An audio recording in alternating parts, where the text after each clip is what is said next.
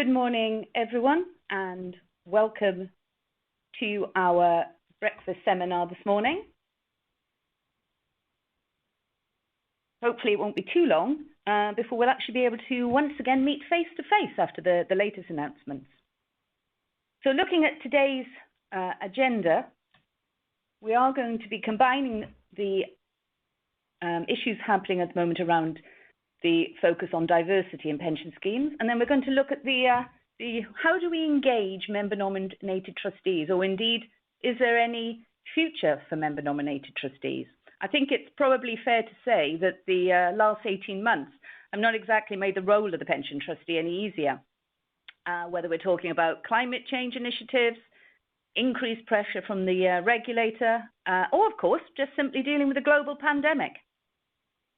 There's also a great deal in the press about the trend towards sole trusteeship and the increasing need for professional trustees. Plus, of course, we know from our own clients that member-nominated trustees are becoming a bit of an endangered species out there. A recent Willis Towers Watson report on trustee governance found that 64% of the schemes they surveyed said it was getting harder and harder to attract new member-nominated trustees. So do we stop here and do we think, do member-nominated trustees still have a role in 21st century trusteeship? Well, to paraphrase Mark Twain, I think that reports of their death have been greatly exaggerated. It's interesting to note that the same WTW survey also said that 71% of boards believe diversity was also a challenge for the pensions industry.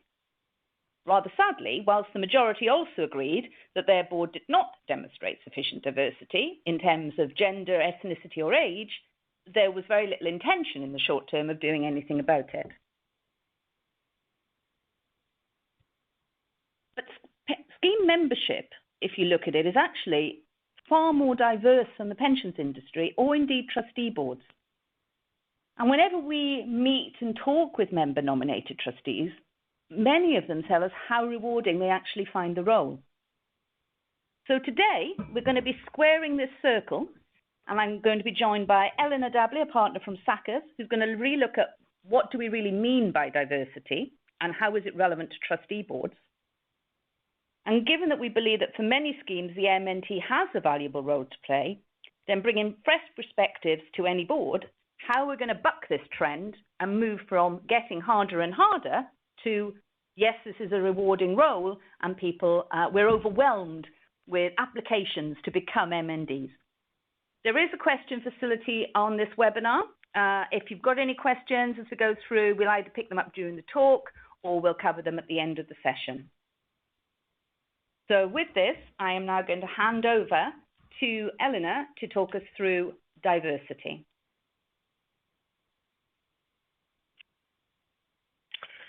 Thank you very much, Amanda. Hello, everyone, and thank you for taking the time to join the session this morning. Now, clearly diversity isn't a new concept, but it's one that's come increasingly to the fore in recent months and years, rightly so. And I believe it's also being thought about increasingly in a much more rounded and inclusive way than perhaps it has been in the past. I can see that a clear and growing recognition that it's not as, relatively speaking, simple as just identifying things that people shouldn't be discriminated against for and having disincentives for that discrimination.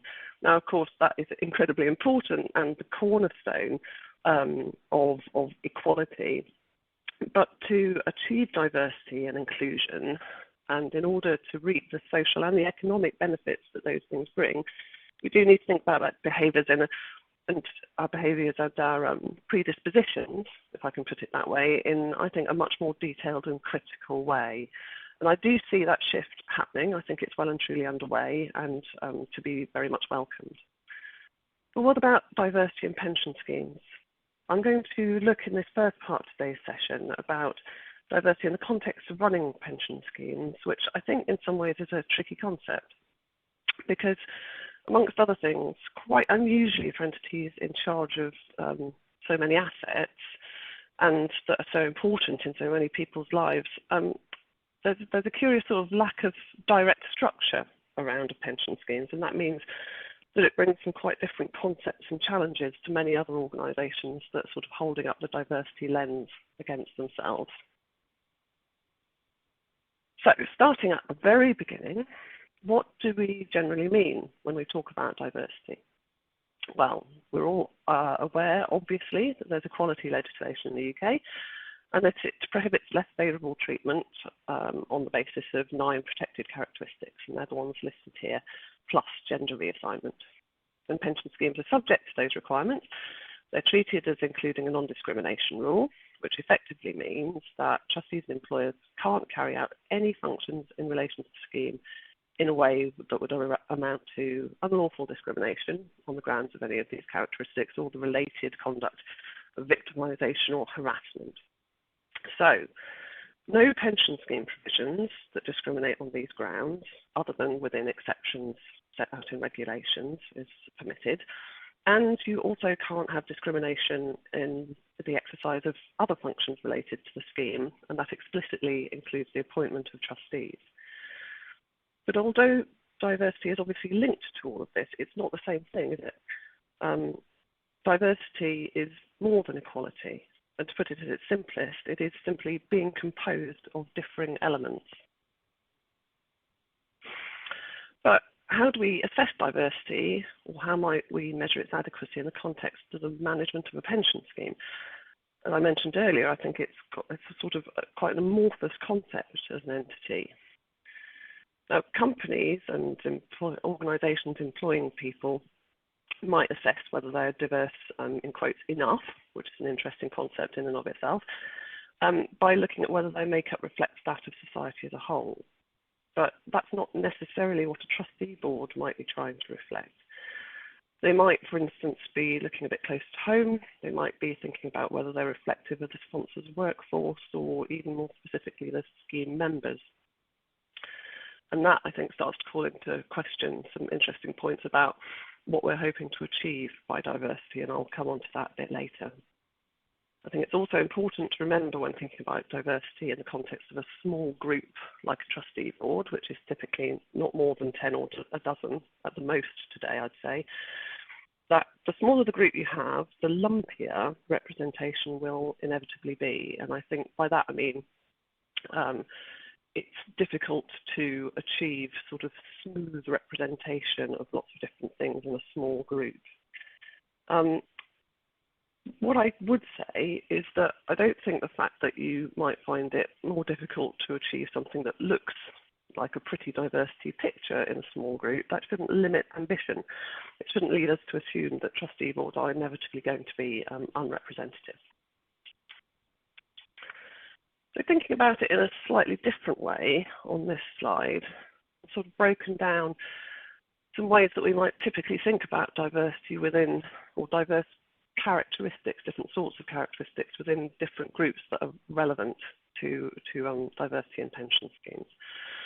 And you can see that as you sort of come down the scale in size, in terms of size, the characteristics that we've picked out have become more and more specific. I suppose they start to hone in on what one might call performance attributes. And that's fine and reflective, as we'll see in a bit, of what I think people think diversity needs to do in this context. But it is really important to bear in mind that these specific, more cognitive differences that we've set out here in the example of the trustee board, they don't need to be, nor should they be, in substitution for or exclusive of diversity in a broader sort of what one might call identity characteristics sense as well. To put it another way, different formulations of diversity are not mutually exclusive. If you want to focus on skills diversity as the most important thing for your group, that's fine, but that doesn't mean that you pay no attention to other ways of looking at diversity. So embrace the overlap within this Venn diagram. I'm going to finish this section of the talk by quickly looking at the different aspects of the pension scheme, or some different aspects, where I think we can harness diversity and focus on it. So first, and in many ways most obviously, there's the trustee board itself, which is a natural focus as the key decision-making body on a pension scheme. But we can think a bit more broadly, I think. What about those who support the board, their advisors and providers? Do trustees ask their advisors and providers about what they're doing on diversity and inclusion generally? And also, do you use your advisors in a way that harnesses their diverse attributes to your advantage? Do you hear from different people on the team, for example? Do you get different perspectives? And then specifically within the advisory community, you might think about investment and different perspectives on that, particularly with the growing importance of, for instance, ESG. Are you benefiting from different ways of thinking and approaches from your investment consultants, and are they holding that measure up against fund managers as well? And then one final aspect that I've drawn out here is covenant. Is your sponsoring employer or organisation thinking about its people and approach against a backdrop of diversity? Are they maximising their potential? Because, as I'll come on to in a moment, there's plenty of evidence that shows that diversity, particularly at senior decision-making levels, has a tangible effect on performance, financial performance, that is. Okay, so those are some thoughts about how diversity might sit in the context of a pension scheme, and I'll come back to some more ideas about features on a trustee board that might be of use at the end. But moving on now to what in some ways is the bigger question, perhaps. What are the benefits of diversity? Or in other words, why bother? Is there any reason for focusing on this other than wanting to be fair and inclusive for its own sake? And I don't say that to be dismissive. I firmly believe that pursuing diversity and equality is a laudable goal and necessary in its own right, but it behooves us, I think, to think about other reasons for it as well. Now, one true but perhaps slightly flippant reason for focusing on diversity might be because TPR say that it's important. And here we have a quote from their consultation, which was launched well over 18 months ago now. And they point out that having a range of skills, points of view and expertise on a board has several benefits. It mitigates against the risk of knowledge gaps. It prevents over-reliance on a particular trustee or advisor and supports robust discussion and effective decision-making. And this view, as you'll see, fits in very much with the direction of travel which we've observed going back several years. There's the Equality Act 2010, obviously, which I mentioned earlier on, and which stands upon a lot of other legislation in this area. Then more recently, there have been some important and influential reports in the sphere of corporate behaviour and board decision-making more generally. And following the conclusion of the trusteeship and governance consultation back in 2019, TPR announced that it would be forming an industry working group on diversity and inclusion, and that's going to be doing a number of things. I presume it's in the process of doing those things. It's working to work up a clear definition of what's meant by diversity and inclusion. It's going to be providing some practical tips for pension schemes to improve, and also including some case studies of sort of good practice, which I think all of that fits very much with the pattern of how TPR like to organise their guidance. So TPR did also confirm in their response following that consultation that they do not currently intend to pursue the introduction of a requirement for schemes to report on what they're doing on diversity. But they did flag that that's not a once and for all decision. It could be revisited essentially if we don't all do well enough. And there's the possibility, I suppose, that they might introduce a requirement to have some reflection on this point in the DC Chair's statement, and I suppose any equivalent that might emerge for DB as well. So you get lots of references in these reports. The couple on the right-hand side of this slide are no exception, to clear evidence that diversity is a capital G good, capital T thing in terms of results, which always raises in my mind, well, what is that evidence? And I just want to spend a few minutes looking at a couple of examples, studies that have been done in this area. So first of all, I've flagged a couple of studies that have been done looking at board effectiveness, essentially as measured by financial metrics performance. And these couple of studies looked at the impact, one of them just on gender diversity within senior teams, and the other a combination of gender, and also they looked at the number of foreign nationals at senior level within organisations as a sort of proxy for cultural diversity. And one of these was carried out by McKinsey, identifying that organisations with top quartile diversity, when compared to those with bottom quartile diversity, so in the lowest 25%, had average return on equity of 53% higher. And then Credit Suisse Research Institute conducted, this is the sort of the gender-only study, found that companies in the study with at least one woman on the board had outperformance of 26% compared to those with none, all of which is useful and interesting stuff, I think. Moving on, that's quite quantitative, those two studies there. This one that I'm going to talk about now is a bit more qualitative, perhaps, and I found it extremely interesting. It's a study done actually over a decade ago, and by researchers at Northwestern University in Illinois, and also Brigham Young University in Utah. And what they did here was they they ran sort of murder mystery games, where you have a group of people and they have to work out who done it. And they did this with a variety of different groups trying to solve the mystery.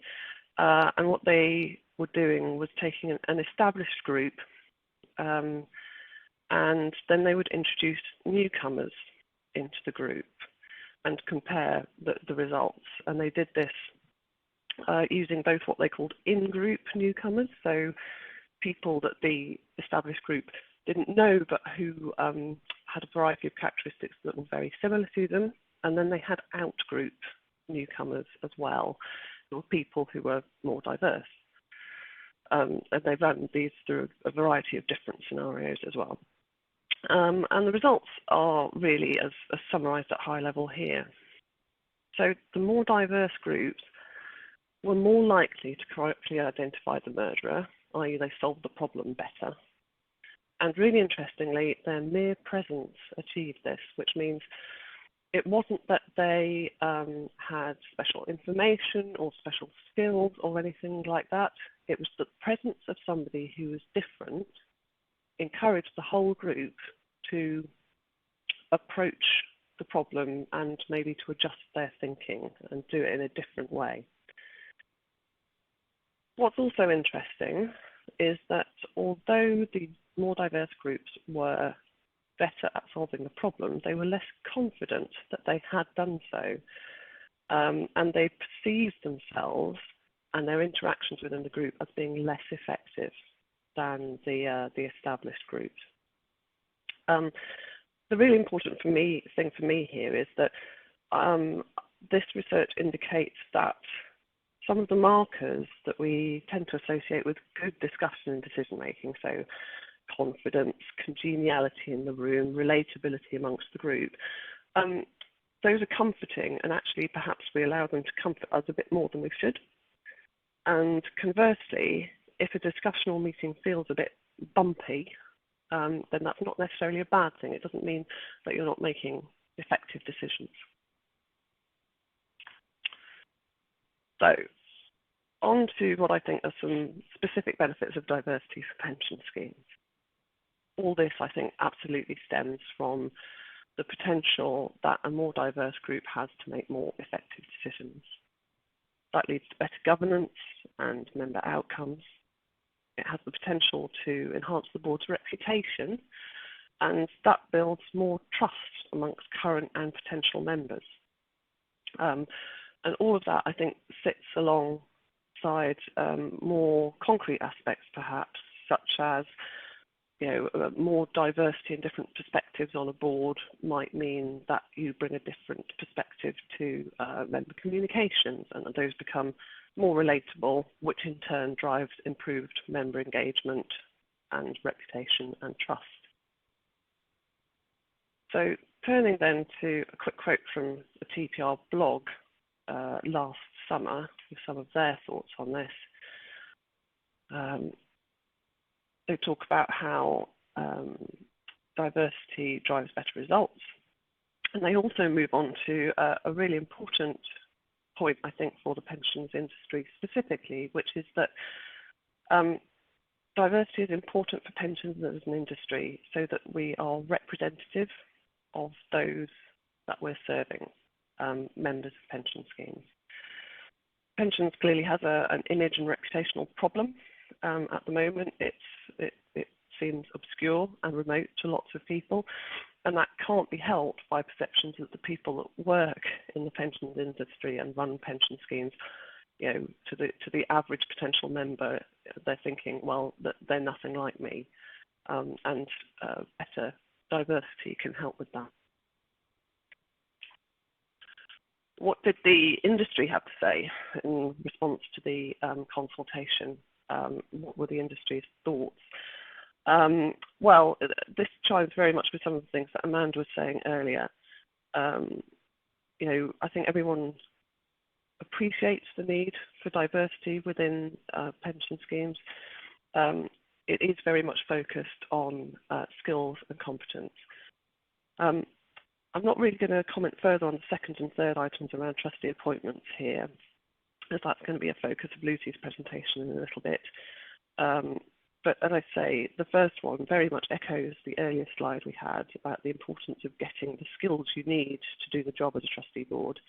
But I would reiterate what I said earlier, that that's not exclusive of a focus on different aspects of diversity as well. So just finishing up, what might diversity and inclusion mean in practice to a board? Some ideas here. This is outlining some outcomes that might result. And I think the key thing is to bear in mind that inclusion is more than just having diversity on your board. You want to enable and encourage its benefits to flow through. So going back to that study which found that the diverse group was going to be less confident in their outcomes, even though they were better, what we want is an environment where that disconnect and lack of confidence is removed, and we really have the benefits of diversity flowing through in all their and fulfilling all their potential. And then just some high-level ideas here, some practical things that can help encourage diversity and inclusion in board conduct. Some of these can feel a bit mechanical, self-evaluation forms and PKU questionnaires and a diversity policy. Lots of people may feel that it's a bit of overkill, but actually having these structures in place is important. It's really valuable to have established ways for people to feedback their thoughts, for example. All that said, none of this does much good if you don't have the right dynamic in the trustee board. And that, I think, is absolutely founded on strong and thoughtful chairing of the board. So those are some ideas. All of this, if we can get it and achieve it, it would be great. But of course, to harness diversity, you have to get some diverse representation on your board first. And that's where Lucy is going to come in with some thoughts on MNDs. But before I hand over, I can see that Amanda's flagged that we've got a question that she'd like to pick up at this point. Yes, thanks, Eleanor. I had a couple of questions in that we can just pick up quickly. a question has come in around, do we think the trend towards sole trusteeship will work across diversity and inclusion? I think, yes, it could. As Eleanor highlighted at the beginning, though, it's not just the trustee board. There you can look at how are you using your how are you using your advisors. And I think there is a challenge maybe in Eleanor's last slide where we've said about member forums and how do you encourage discussion. And if you can't get it to the trustee board through sole trusteeship, how else can you do it? So I think, yes, it could. And I think it is a challenge out there for sole trustees to really think about that. We've also had a question which I'll probably ask Eleanor just to comment on, because this is something we do come across quite frequently, which is how do we reconcile democracy in the election of MNTs, etc., with diversity? So democracy v diversity, that's an interesting challenge question. For example, in a blue-collar scheme with more than 80% male membership, elections of active or pensioner members inevitably go with a male majority for the most part, and trade union membership obviously represents similar proportions. So, Eleanor, just quickly, maybe you'd like to, before we head into Lucy, who is going to touch on this as well, if you can just give a quick thought to this. Yeah, so I think several aspects of this Lucy will probably touch on. I suppose two thoughts. So democracy is only relevant at all, and query how relevant it should be. I know that's potentially a contentious, point, but in the context of MNDs, so obviously there are other constituencies from which trustees are drawn. If a board really struggles to achieve, diversity from its MND pool, then perhaps there needs to be a conversation about whether measures should be taken to focus on diversity amongst the independents or other employer-nominated trustees. I think the other thing, trying not to tread on Lucy's subject matter too much, is to think about, well, MNDs aren't necessarily all about democracy, and I know she's going to talk about selection versus election, so that's one way of thinking about it. And I think the other thing is to really think carefully about how you are pitching your appeals and how you're going about seeking nominations for MNDs, and have you really thought about whether you're doing that in a way that's casting your net as wide as possible. Thank you, Eleanor. And indeed, Lucy is going to pick up on this in much more detail. So on that note, I think, we won't steal your thunder anymore, Lucy. And over to you. Thank you. Yes, thank you both. Thanks, Amanda. Thanks, Eleanor. Yes, indeed, it's one of the subjects I'm going to come on to. And just to introduce myself briefly, I'm Lucy Tyndall. I've been a senior consultant with PI for a couple of years now. And one of the areas that we help a number of clients with is trying to improve their member-nominated recruitment, selection, election process. Really, so what I really want to do today is to try and sort of drill down into what we've learned by working with clients and what we found works in practice, because I think it's true to say that we're all having, every scheme has trouble now trying to get hold of member-nominated directors, member-nominated trustees. So just a few practical tips. They won't all fit your schemes, but it's some food for thought, I hope. So I want to start with why are we seeing such a problem with getting hold of MNDs? What's happening here? So having a look at the pensions landscape now, as opposed to 2004, when the regulator came in with the recommendation to have the requirement to have a third of trustees to be drawn from the membership of the scheme. At that point, in 2004, so the majority of trust-based schemes in the UK were open to new members and to future accrual. So whilst the trend was starting, there was a wider field to gain member-nominated trustees from. Member-nominated trustees members would feel more connected with the DB scheme if they were still an active member of it. So that's the sort of the place we were in 2004.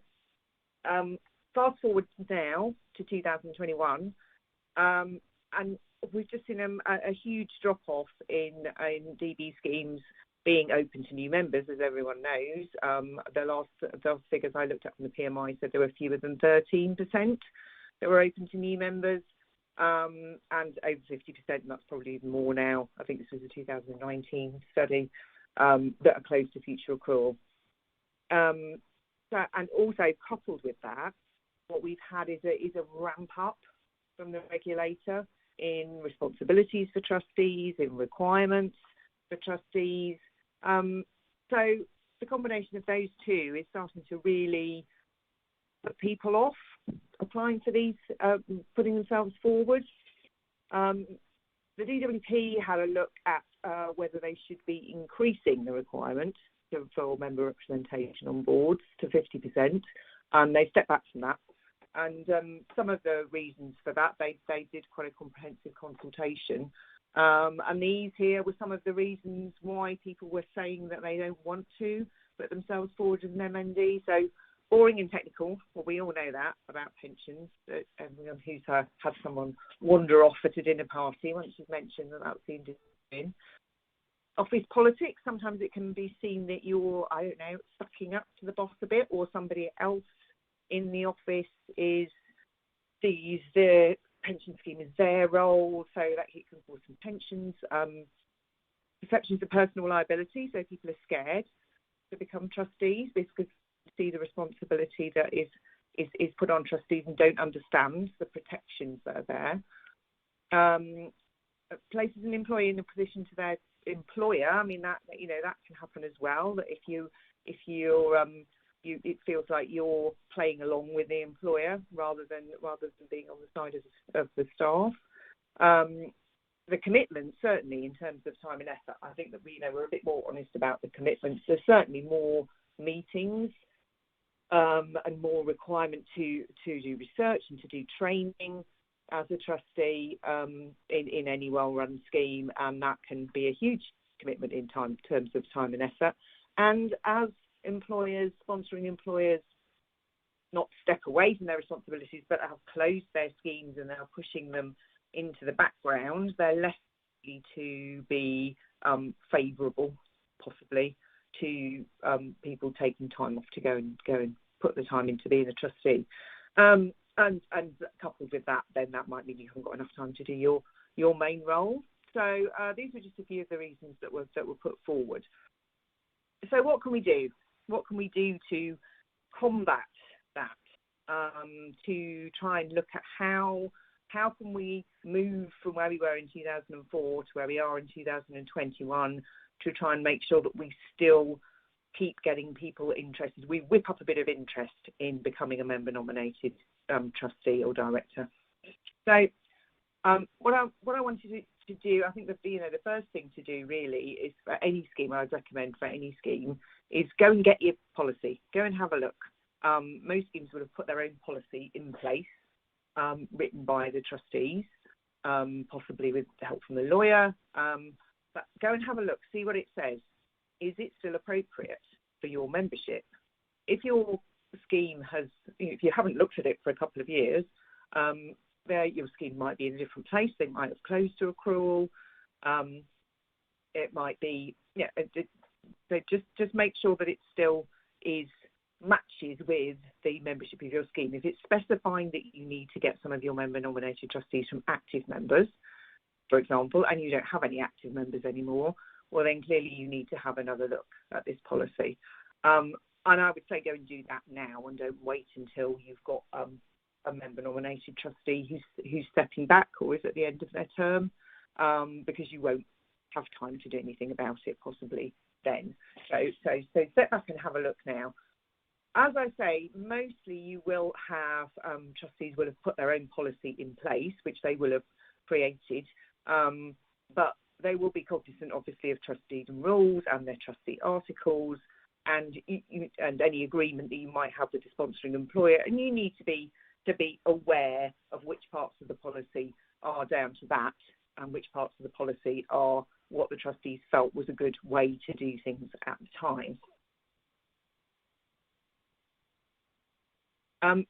in terms of practical help, I'll try and hear about the regulator. I mean, I think the regulator does have, it's Code of Practice 8, there's a whole raft of suggestions in there and help in there, but it's not particularly specific. So as long as whatever you come up with is proportional and it's fair and it's transparent in your opinion as trustees, and you can justify why you've got that policy there and why you've got that selection policy in place, then it is down to you as trustees, and as I said, bearing in mind what you've got in your rules, to have a look at your policy and see if you want to change it, for instance. So when you're looking at a policy, what are you looking for? What are you looking to see if you can change? So I think first thing, definitely eligibility. What do we want? We want a big pool of members. We want as big a pool of members as possible to draw on. We want to allow as many members as we can into this field of being a member-nominated trustee. So you might have, I mean, for example, a recent policy that I've been looking at with a client. We've got we had active members and direct pensioner members who could apply to be MNDs, nothing else. Now that scheme has recently closed to accrual, so you've lost half the people that could apply in one fell swoop. So we clearly needed to change it. And what you can look at, traditionally, deferred members, in quite a lot of policies, they're not included. And why was that? So we think it was really because when there was a big enough pool of active members, employers might think, oh, well, deferred members are not interested in the scheme, they're not bought into it, they wouldn't want to do it, they're already away working for someone else. So that was the original thinking. But where we are now, it's really worth having a look, having a think. Could you open it out to deferred members? Could you say, and especially if you are in a scheme which is close to future accrual, you can still have a set of deferred members who are still working for the sponsoring employer. So if your employer is a little bit worried about having somebody who works for a different company on the trustee board, then you can restrict it in that way. But just bear it in mind and see if you can widen it out a bit. So that's what I mean by the criteria being up to date. Including as many members as you can, and then really have a look at how are you asking members to apply for this. And really, it's still the majority of schemes are working on what Eleanor and Amanda were touching on earlier, on an election process. And to clue sort of in the name, member nominated, it's I think everyone started off with a process where members were elected in some way by the membership of the scheme. Now, more and more as we go ahead, we see that this just isn't providing the right kind of diversity and the right kind of the right kind of people to stand to be member nominated trustees. So this is the question: election versus selection. And as I say, Eleanor and Amanda have touched on it. Everything shows that if you move to selecting your member-nominated trustees, then you will have more people who put themselves forward, and those people will be from more diverse sets of backgrounds. So what is it? What is the difference? So election, you need to be, is probably what you've got in place at the moment. That would be anybody wanting to become a member-nominated trustee has to get at least a couple of signatures from other members on the form, and they put themselves forward based on that. Selection is much more like applying for a job. So anyone who is out of your pool of eligible people, which you've already widened as far as you can, they can put themselves forward to be a member-nominated trustee by nominating themselves. And that's perfectly a valid way to do it.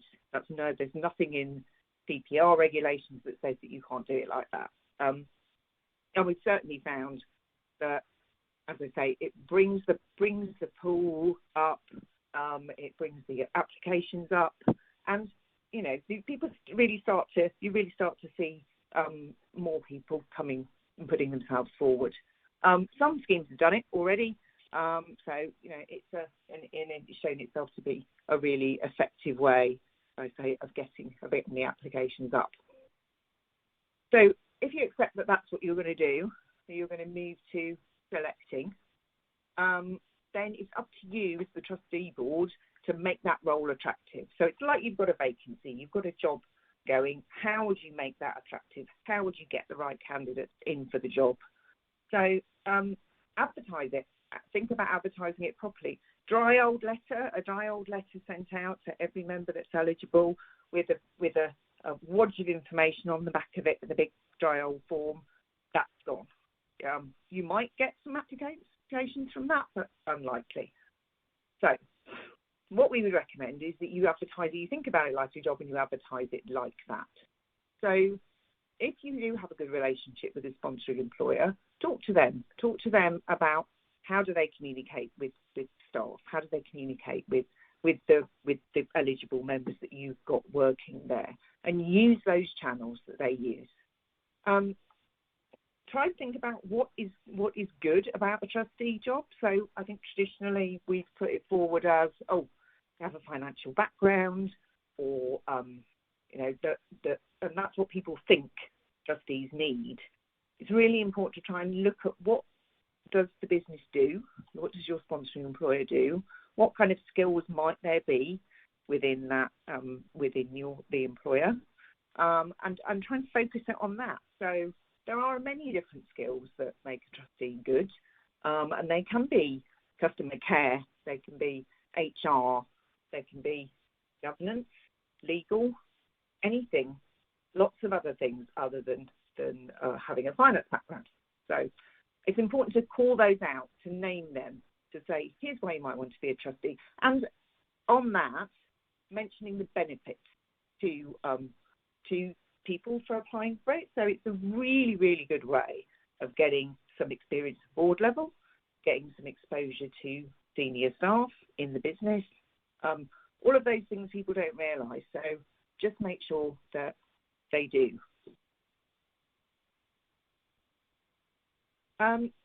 This remuneration, I did want to touch on this because I think it's important that you think about it. It's not wide-ranging at the moment. Some are paid and some are not to perform the role. It's worth considering if you're struggling to get hold of people. What is it that's putting them off? And it might be that as training commitments increase, as meeting commitments increase, it might be that's what's putting people off. So have a look at whether you can pay people. It doesn't need to be much, but something like that could just tip the balance in favour of some people, some really good candidates being able to come and feel like they're able to put themselves forward.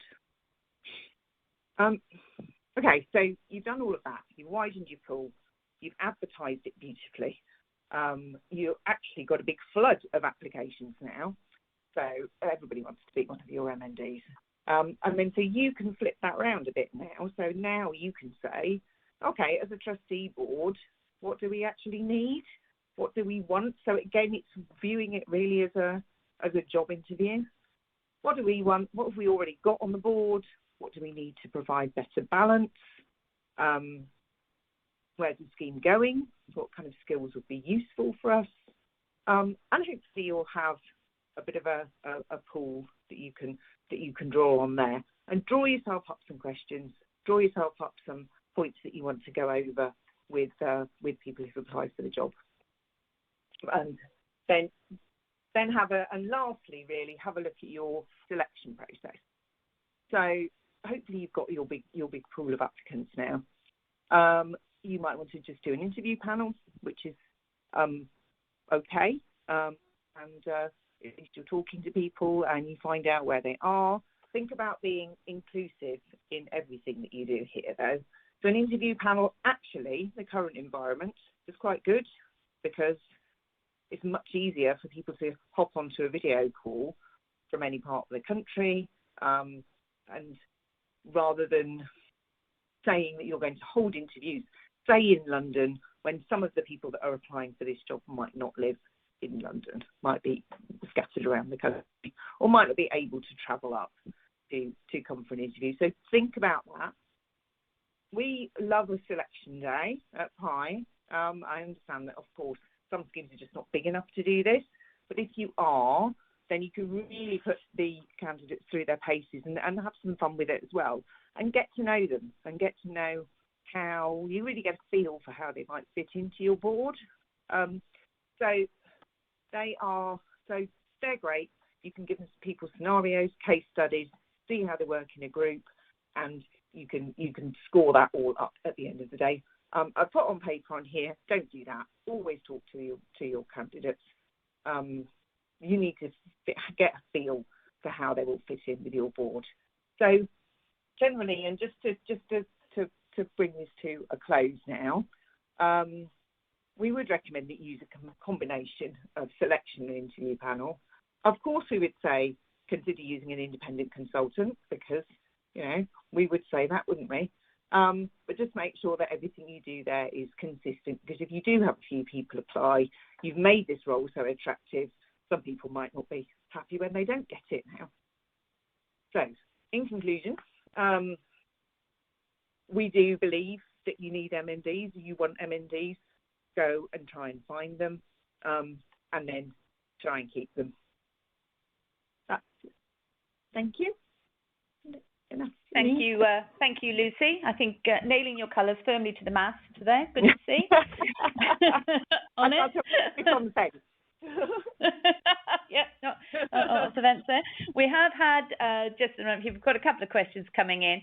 I think you probably answered one of them, but in this selection process, and it is interesting, you do everything that we have seen. There is something about when people are selected, they do come forward in a way that they don't think it's just part of the, oh, well, they've been a trustee in the past for re-election, they'll just be automatically elected, there's no point. And we do get that feedback sometimes. How do you ensure the selection panel itself gives adequate attention to diversity? How do you do that? Well, I think you train. So your selection panel would be, I hope, made up of some of your trustee board. If you bring an independent consultant in, then you're increasing your diversity there as well, and that's diversity of thought from how the company thinks as well. So we think that's another benefit of bringing in an external person to help with the selection. And training beforehand, and making sure that you have your standard questions before you start, so that you're not being led by your gut feeling. Just good recruitment practice, really. Do we have a recommended term of an MNT? And I suppose that's both in terms of the first term and then how many times it can be renewed. Do we have any thoughts on that? I would think that you don't want the first 3 to 5 years. I'd say the first term, 3 years is best, certainly to have terms in there, and to have a restriction on how many times you can stand again. Continuity of thought is good, but also new thought is good. I think sometimes you can leave the term too long because we're a bit scared of losing someone, because we think we're not going to find anybody else afterwards. So hopefully putting this kind of process in place will mean that that trustees are a bit more confident that they'll be able to find somebody else in the business to do it. And if you get younger people in who are just trying to come in and get a bit of experience at board level, then you're more likely to get a bit of a turnover, which I think is a good thing. And Eleanor, I don't know if you've got, just to bring it to a close there, if you've got any thoughts on that about term of MNT, and indeed maybe term of trustees in general, because there's some points raised. I think about your solving murder mysteries, that yes, continuity in terms of what's happening, but yes, how you bring in that new blood. I that's a really interesting point, and I think the turnover and succession, I think, are really important on a trustee board for lots of different reasons. I think it depends So first of all, on the MNTD terms, I would completely agree with Lucy. I think between 3 and 5 years is right. I think any longer than that, and it starts to potentially put people off, because that feels like a really very chunky commitment. Any less than 3 years, you know, you in a blink of an eye, they're gone, potentially. More generally, I think it's really important to look at it in the context of the pension scheme, because the churn and the turnover of employer nominated, for example, varies hugely in my experience. You get some where people are on the board for ages, and you know that could be good or bad. You know, it might be time for a refresh.